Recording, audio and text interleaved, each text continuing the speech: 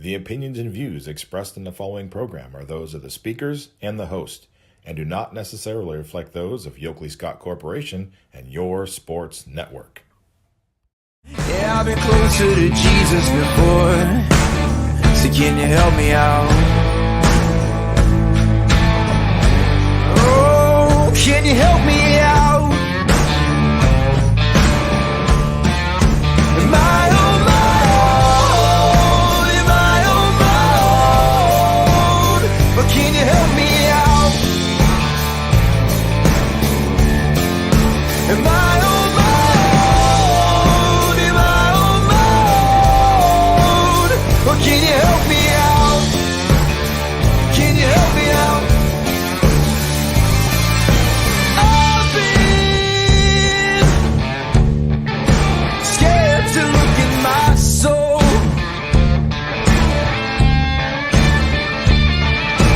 I've been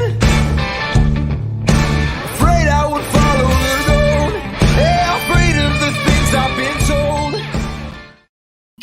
Hello, everybody. Welcome inside a brand new Tuesday episode of Running Point on YSNLive.com. As always, we are brought to you by our good friends in the top right-hand corner of the screen right there, Greenwood Chevrolet in Austintown. They go the extra mile for you. We try to do the same here on this show every single day. We aim to please, and we also aim to do right by our good sponsors over at Greenwood Chevrolet. They do not just sponsor this show. They are a big sponsor of everything that we do at YSN, and we could not thank them enough for all they are able to do for us so that we can do for you. And this show continues throughout the summer because of its sponsorship by Greenwood Chevrolet in Austintown. Got a good show for you today. We're going to recap the Class B playoff action from last night. I will tell you that we have an 18U championship set. Championship series was decided. We had a Game 3 winner-take-all in the semifinals last night. We'll see who won that. We also had the 16U championship series continuing because someone was up 2-0 and somebody won that wasn't up 2-0. So we will have a Game 4 in 16U, so the Class B playoffs keep rolling on throughout the week. We will have at least two more games, right? We have 16U and 18U both back in action tonight. So we'll talk about that. We also will talk about the Little League action that we saw yesterday. Two really exciting games going down in Little League baseball. And then we have a player profile to share with you guys. It was just recorded a little bit ago. Abby Emsch from Crestview finished off her club season with that Infinity 17 team that we talked to a lot in the last week. They went to Las Vegas. They finished 5th in Las Vegas. That's amazing, right? They were ranked 34th in the country, which means there were, 29 teams that were ranked ahead of them that they finished ahead of in the USVA Junior National Championships down there in Las Vegas. A great weekend for the Infinity 17s as they went into bracket play with, I believe, a 7-1 record and worked their way to a 5th place spot. Abby Emsch and Riley Simons from Austintown Fitch, they both were named on the all-tournament team. Impressive for both of those two. Riley Simons is the youngest player on that roster, by the way, the only 2026 graduate to be on that 17s team. Everyone else is a 25, and then there's 124 with Faith Schneider on the team as well, graduate of Middle Ridge. So really impressive by that. We're going to hear from Abby Emsch on today's show as well about what that was like to be a part of that team, what she got from that season, and then what it's going to do for her, pushing her into her senior season. She's got a couple of weeks off before things get really rolling with Crestview. The first day of August is when official practices begin in volleyball. They have a couple of camps before that, so she'll definitely be doing stuff with the team, lifting, etc. But volleyball gets serious again for her on August 1st, and all of Crestview and all of our high school athletes. So she has a couple of weeks to kind of take a breath, thankfully, and we'd also talk about that and what she's going to be doing in the next couple of weeks to take her mind a little bit, give it a little bit of a break, as wild as that is to think of with athletes that take it as seriously as Abby does. There are the times when they do get to turn it off for a little bit. So It's a great interview. Can't wait for you guys to hear it. That'll be coming up soon. But first, let's dive into Class B. Let's recap the action that happened last night in the Class B playoffs. It was the semifinals, Game 3, winner-take-all between the Astro Falcons and Athletics. Astro won Game 1. Athletics snuck up and won Game 2. And then in Game 3, look at the offense that Athletics was able to put together. They had the back end of Astro's pitching staff, and they took full advantage of it. 18-9, they double up the Astro Falcons and upset their way into the championship series. Remember, the Astro was the 2 seed, and we were saying all season, like, okay, they finished a game and a half back of the Barons, but they're different in the playoffs. If they get to the championship series, they'll be really motivated. But we didn't even get to that point because Athletics was like raising their hand in the background saying, I'm still here.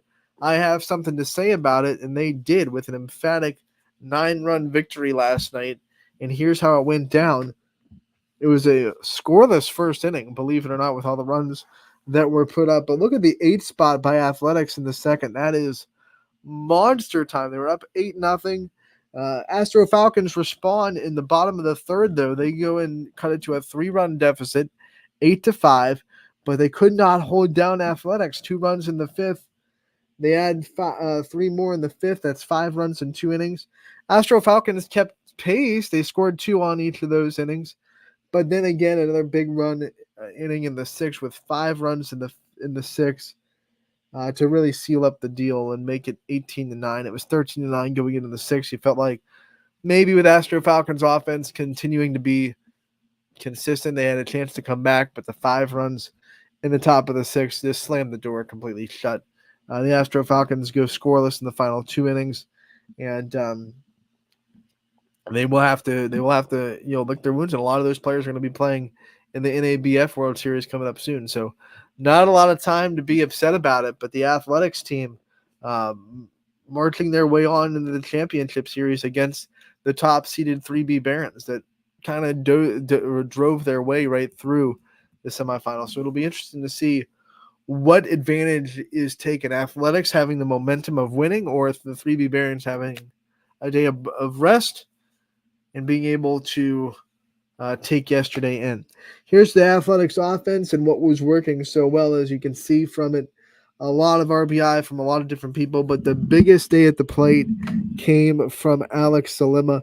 He went 3 for 3 with 2 walks and 6 RBI. That ties the highest RBI total that we've seen this summer in Class B baseball in the 18U division. So a big night for him, but he wasn't alone. How about Tyler Wardle, the senior that's going to Grove City next year? He went 2 for 2 with 4 RBI, 3 walks, and a run scored. You had a pair of RBIs from CJ Frasco. No shocker there. He's been hitting so well these last couple weeks of the Class B season. He went 1 for 4 with a pair of RBIs and a walk and a run scored. You also had 2 RBI from Gavin Falgren, who went 2 for 5 with 3 runs scored. And then RBIs from 4 other people. Dom Zatello had an RBI. Paul Gubba went 2 for 3 with 2 walks and an RBI. He had a 1-hit day for Evan Tice, but 3 walks, 4 runs, and an RBI as well. And then Logan Cipher, 3 for 4, 2 runs scored, 1 walk, and an RBI. You see a lot of at-bats there, probably because of the walks are the big thing I'm seeing. Like, Athletics drew a total of 14 walks on the day. That is a recipe for winning baseball when you're able to draw that many walks. The win went to Cipher. He pitched the final 2 innings of the game. He was charged with 5 runs. I mean, he started the game, I should say. He was charged with 5 runs. All of them were earned, struck out 2. Evan Tice came in and pitched the 1 inning of scoreless baseball to kind of close the door. He gave up 1 hit, struck out 1. Normally known for his catching, but people forget he can go back there and be an arm for his team. So a good job from him to shut the door on the Falcons in that last inning there. The Astro Falcons offense was not quiet. They did not have a bad day at the plate. As you can see here, they got RBIs from Tommy Zimmerman, Jay Rona, Ari Fox, and Blake Primrose. But 4 of their runs out of 9 total were knocked in with RBI, which is not something you see every day. Tyler Vogel went 1 for 3 with a run scored. Rona scored a run. Artie Fox scored a run. They both walked once. You had 7 walks total drawn by the Falcons offense. Venezia had 2. You had Brady Alexander. He had 2. He had a perfect day at the plate going 1 for 1 with 2 walks. He was never retired. But the 2 errors by Athletics helped score a couple of runs, but very rare to see 4 RBI, 9 runs scored on the day. And as you can see from the pitching numbers, the Astro Falcons has had to use a lot of arms, and none of them could really find a rhythm in this game. The best pitcher on the one I should say that threw the most innings is Jacob Hayes. He went 3, only gave up 2 earned runs, and struck out 8. It's not a bad day, but you look at the runs total that he was charged with. I should say that he gave up 5 runs, only 2 of them were earned. So 3 unearned runs while he's pitching. That didn't help the cause either. And I'm sure he would want those hit numbers down a little bit, 9 hits. But it's pretty impressive they're only able to give up 2 earned runs on 9 hits. The strikeouts helping out with that. As the Falcons, as a team, struck out 15. So the strikeouts were there. They just had the walk numbers there too. 15 strikeouts, 14 walks. Probably the first time you'll ever see a 15 strikeout day on a team only have 1 more strikeout than a walk. It's very rare. But the Athletics took advantage of it, and they get the win 18-9. Like I said, they will be playing the 3B Barons in the championship series. That will start tonight at Scene Park. Now we go to 16U. Their championship series was in full swing. They're in game 3 out of the best of 3, and the 2-0 lead was secured in the first 2 games. Let me go to Monday. Was secured in the first 2 games by the Astro Falcons, but the Avalanche came up from behind, snatched game 3, and forced a game 4. The series is now 2-1 Astro Falcons, but in this one, the Avalanche, as you can see, the designated home team, had the big inning in the 6th after things were pretty quiet through 5 innings. In fact, the Falcons had a 4-2 lead going into the 6th. They scored 1 to make it a 5-2 lead in the top of the 6th, but then the floodgates opened for the Avalanche as they scored 8 runs in the bottom of the 6th and then shut things down in the top frame of the 7th, and they win 10-5. 10 runs, 10 hits, 7 errors for Avalanche. 5 runs, 6 hits, and 3 errors for Astro Falcons. So not the cleanest baseball game in the world for either team. 2 RBI a day at the top of the order from Gabe Titus. He went 1 for 3. You also had 2 RBI from the bottom of the list for Avalanche and Henry Biggs DeSantis. He went 1 for 4 with 2 RBI. RBI day on a 2-hit day for Hunter Jones. He went 2 for 4 with a run scored. RBI also on a 2-hit day from Lane Ryder, who went 2 for 3 with a walk and a run scored for the Avalanche. We look at their pitching. It was 1 pitcher the whole time. Matthew Myers went 7 innings. He gave up 2 earned runs on 6 hits and struck out 6, only walking 1. So a really good performance by Mr. Myers pitching there in this game, in this back against the wall, you got to have a win kind of atmosphere. The Falcons offense, they were led by Chase Gelpy, who went 1 for 2 with a walk and a run scored. I should say 1 for 2 and a run scored and RBI. 2 RBI and a 1 for 3 day for Rowan Urbach. He had a great summer, I'm telling you. He was pretty much in every recap for the Astro Falcons we put up, and every recap that we were talking about here on Running Point. Seemed like we'd said Rowan's name a ton. Man, he's having a good summer, and he's going to be a big reason why, if they're able to win, that they're able to do it. One RBI from Bryson Zerwas. He went 1 for 3 on the day. And that was your RBI totals. But Gavin Hiscox had another good day. He had a good day in game 2 as well. He went 1 for 4, but 2 runs scored on his day. 2 runs scored also by Taco Veraco, who's had a really good second half of the summer in Class B baseball as well. So the Astro Falcons, they still lead the series 2-1, but the Avalanche stay alive, force a game 4, 10-5. They get the win last night, and those two will play again tonight.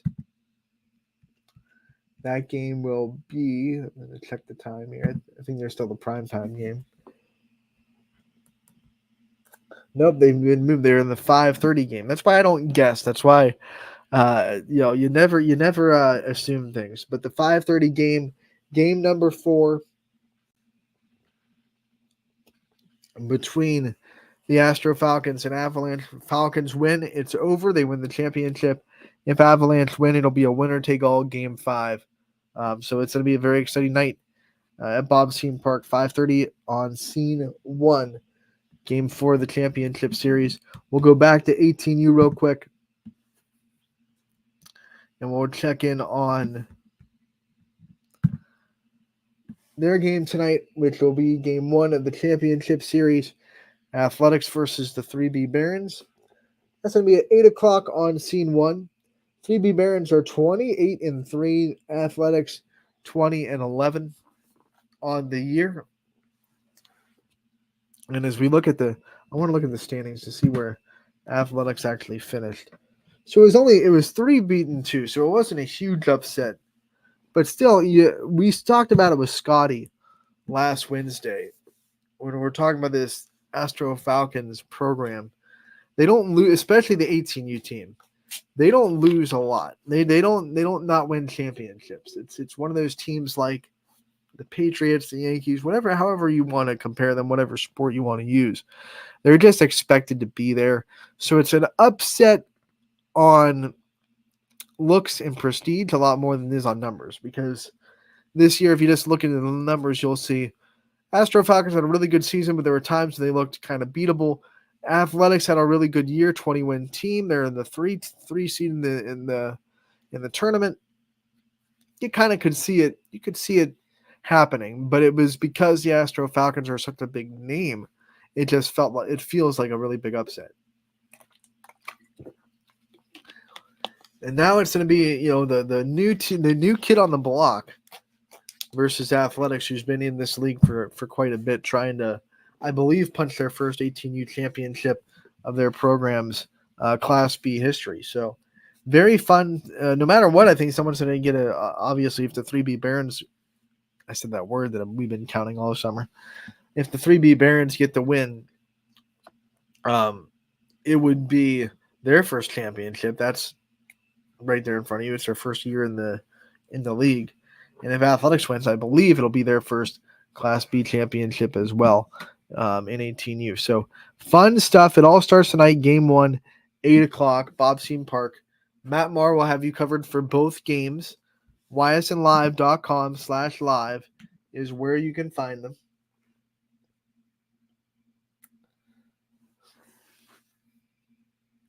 I'm going to check our games at a glance schedule real quick.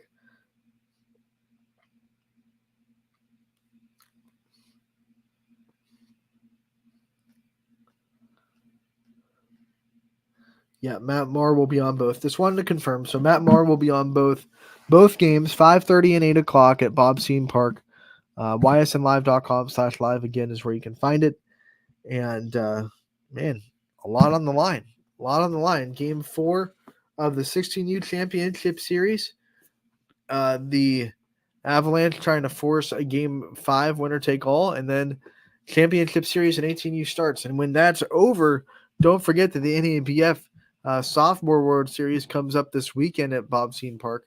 So baseball is so far from being done this summer. We have NABF coming in after the sophomores. The next class, the 18U NABF, will come up after them. So there are no shortage of baseball games on the horizon. If you're still a baseball fan and don't want to accept the reality of fall sports yet, don't worry. We have a lot of it coming up. And we still have Little League Baseball tonight as well. DJ Oakley will be down at the Field of Dreams for that, if necessary, game that Boardman forced yesterday. That'll be on L2, Boardman versus Poland, winner take all. He'll be there at 6 o'clock for that one. YSNLive.com/live is where you can find that. In fact, let's talk about these games. Last night, we'll talk about this 12U game first between Boardman and Canfield. Boardman came in needing one win for a district championship, but Canfield came into this game and they set the tone very early. They took a 6-0 lead before you could really blink. And it kind of felt like, okay, we're heading towards an if game. Canfield came to play. They want to force an if necessary game 2 tonight. But then Boardman just said, not so fast, my good friend. As they came back from a 6-0 deficit, they eventually win in extras 11-9, a wild baseball game down there at the Field of Dreams. And it's kind of what you want out of championship styles, right? It's what you want out of a championship, a game like that. So congratulations to that Boardman team. They waved the banner. They were the only district championships crowned last night, because in the 11U bracket, Boardman was on the opposite end of that situation. They needed a win to force an if necessary game against Poland.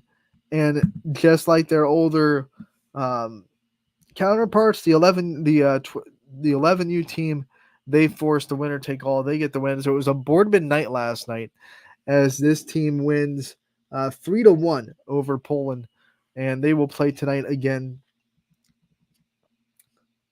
Second inning, Boardman got on the board, a base hit from Connor Pondillo, and they were in the lead, and they had the pitching. They had the pitching to keep that lead. That is for sure. 5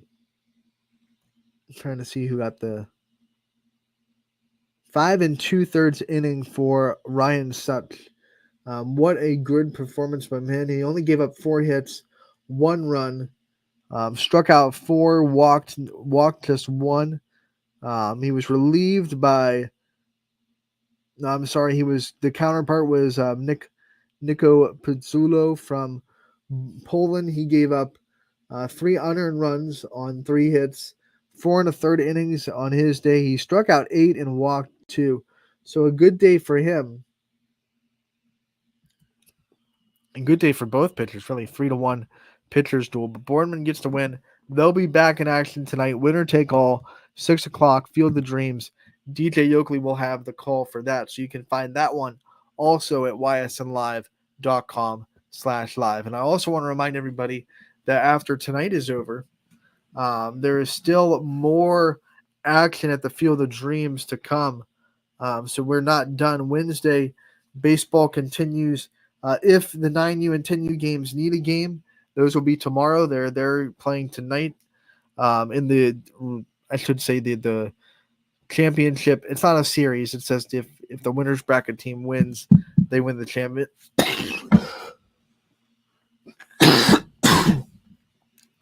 They win the championship. But if the loser bracket team wins in either game, they'll have matchups starting tomorrow. And then Thursday, softball rolls back into the Field of Dreams, because it's the state tournament going down on Thursday through Monday.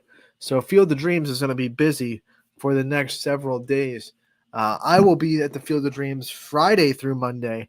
So we'll have all that coverage on ysnlive.com/live for Little League Softball State Tournament hosted by the Field of Dreams. So we are not, like I said before, we are not done with our softball baseball coverage by a long shot. So if you're a fan and you don't want to kind of accept quite yet that fall sports are coming, sit down, take a deep breath, pop that recliner back, head over to ysnlive.com/live, and check out some baseball and softball coming up in the next couple of days. And that continues tonight with Class B and Little League Baseball both in action. We're going to take a break. When we come back, we have a profile and an interview with Abby Imps to share with you guys from that Infinity 17s team. Talk with her about a lot of different things, and you don't want to miss it. So we'll have that when we come back from this commercial break on Running Point, brought to you by Greenwood Chevrolet in Austintown. 21 News delivers the news as it happens, using the latest technology from where it happens. Live here outside the Mahoney County. On air, online, Wednesday afternoon weather update. Very dangerous. and on the 21 News social media platforms. I'm on the road right now. 21 News, the Valley's only locally owned source for trusted news since 1953. Craftsmanship to us is 60 years of pride and dedication. Passed down from generation to generation. The hardwood floors that your kids take their first steps on. The solid wood doors you quietly close at night. The things we create day in and day out are the products that end up turning your house into a home. At Baird Brothers Fine Hardwoods, uncompromising quality and craftsmanship built our business. And it will keep us moving forward for generations to come. Going the extra mile at Greenwood Chevrolet means we want to take care of the community that takes care of us too. And we have to work together always. And that's how you stay in business for 40 years. You know, I love being a helper because when I help somebody, it makes me feel good.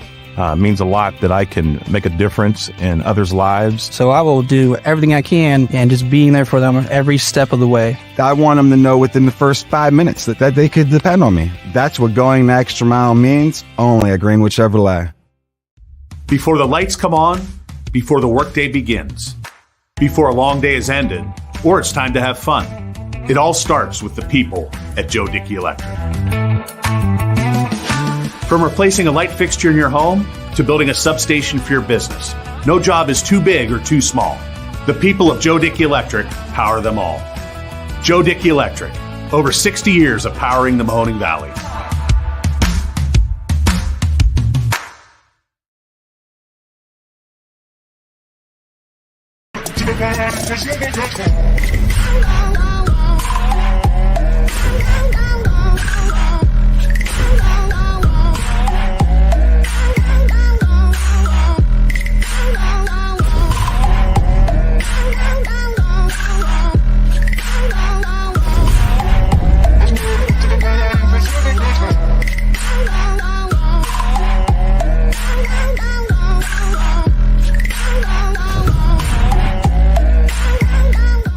Now you can see every school, to the smallest school, to the intermediate schools, to the schools in the outlying areas. It gives you coverage that you could just never get to before. It's something that's great to experience, and it's opened up a whole new wave of sports viewership.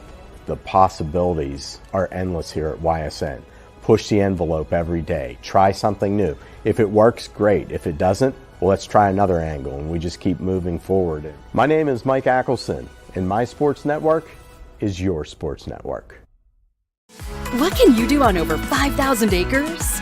At Mill Creek Metro Parks, you can discover unique habitats and wildlife, create memorable family moments, experience history, heritage, and park programs, explore scenic landscapes, take time to relax and be well, connect with nature and each other. Come see what's new at Mill Creek Metro Parks. Plan your trip now at millcreekmetroparks.org. Going the extra mile at Greenwood Chevrolet means taking care of our local customers. And it's just a great feeling to put them in a vehicle and get them all excited about a new vehicle. At the end of the day, our goal is to be someone our customers can count on. And every day I'll go the extra mile for the community so they can trust us. To do anything that would convenience the customer or make them feel more at home. Realizing, number one, that we're here for them and that we're not going to go away. That's what going the extra mile means, only at Greenwood Chevrolet.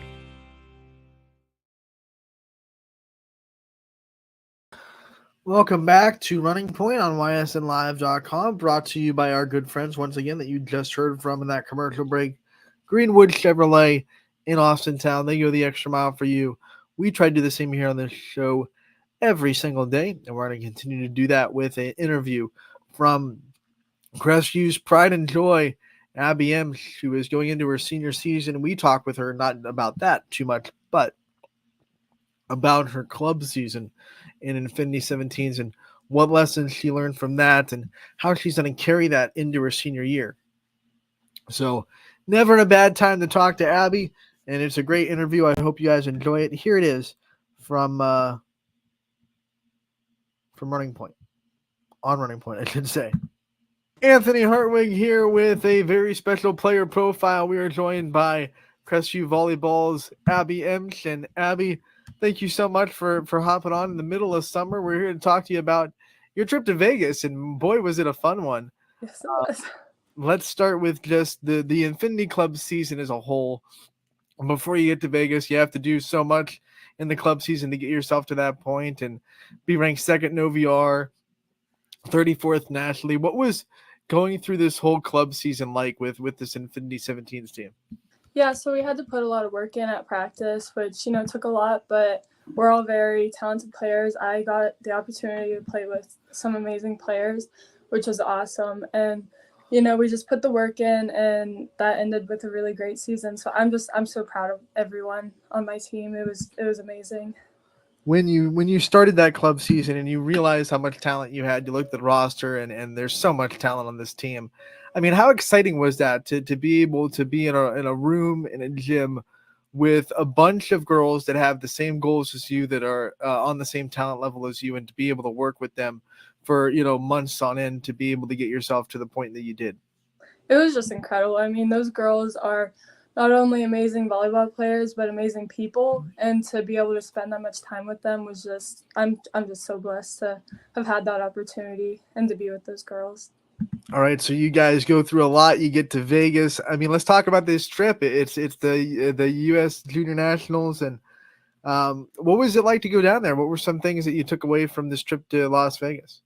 It was definitely interesting, being in Vegas, but I think it was a once-in-a-lifetime opportunity to, be with them and be in that huge city. So, I mean, it was really cool. It was just watching all the other girls play, competing against all those incredible players and being able to play with some of my best friends. It was a really good time. It didn't take long when we were getting results in to realize that this was not just a fun trip for you guys. You were there for business. You were there for competing and winning, and you did a lot of winning. You finished 5th at the end of it all when the smoke cleared. What was the volleyball like down there? Like, what were some things that you took away from on the court and being able to compete against really some of the nation's best players in the 17s division? I mean, it's kind of hard to describe just the level that everybody was at. It's insane. I mean, those girls are huge people, and they're like us. I mean, they practice so much, and they know so much about volleyball, and it's a really good learning experience for all of us. And I don't know, it was a blast. What do you think were some of the difference makers in the many wins you guys got down there? What were you guys doing so well? What was working so well for that team and to get past a lot of very talented teams across the net? So we stayed bonded as a team, and we never gave up. We were down at least a couple of times. We went to 3 sets, and we were down the first set, and then we came back in the second set and won. And then the third set we won. That happened quite a few times, but we never gave up, and we kept pushing ourselves, and we trusted each other. I think that was a big one, was the trust that we put into one another. Now, that's a lot of volleyball squeezed into a small amount of time. I know volleyball players are used to it. The high school season is the same way, where you're playing a lot of games in 1 week, but it seemed like it's a lot of high pressure, high level volleyball in a small amount of time. What was it like to try to push yourselves through all that and fight off the fatigue and be conditioned and still find success?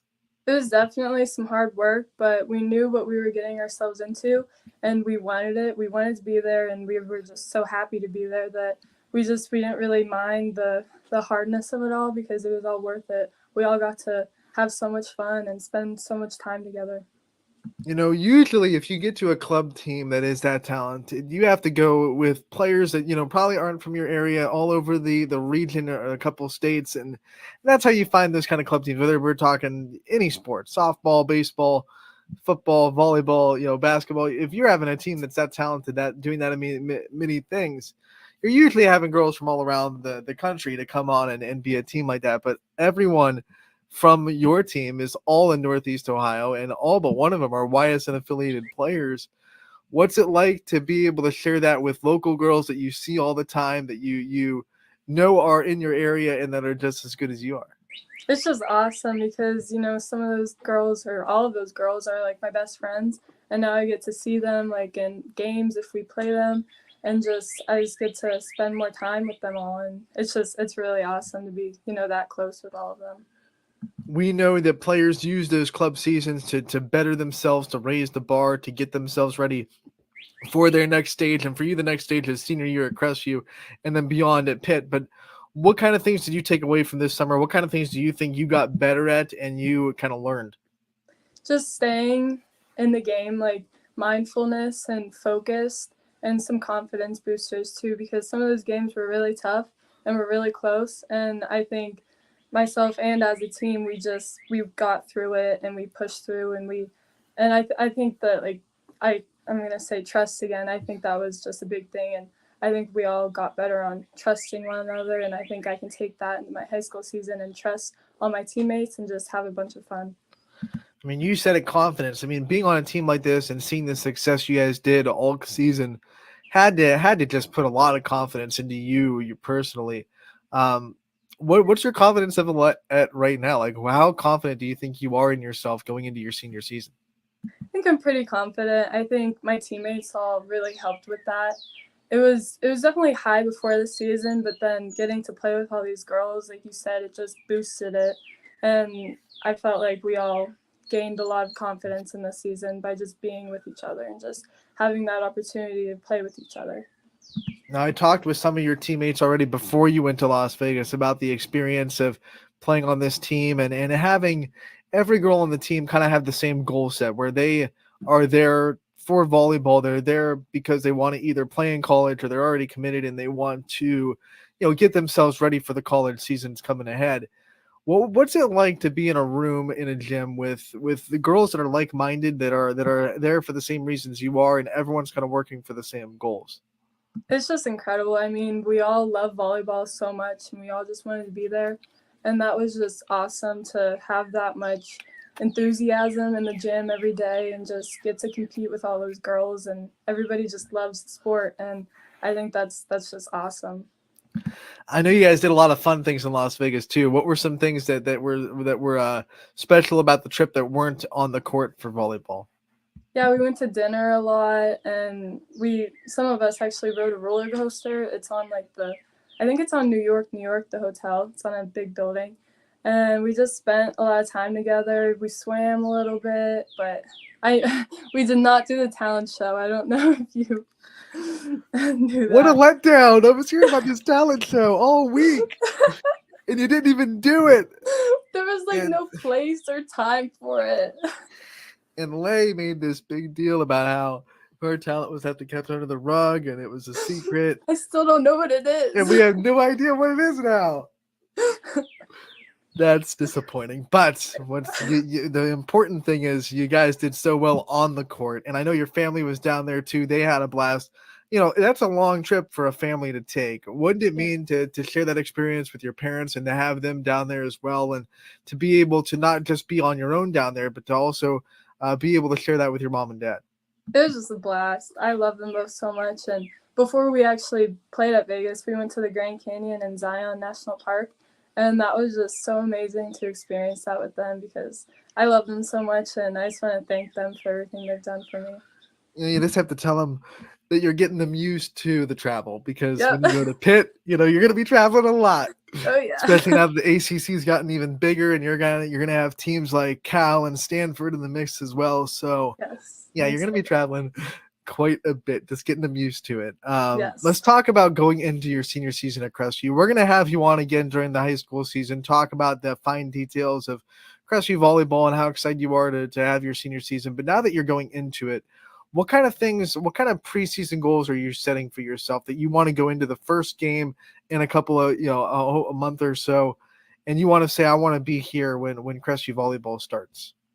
Yeah, so I want the team to be really well bonded. I think we already are.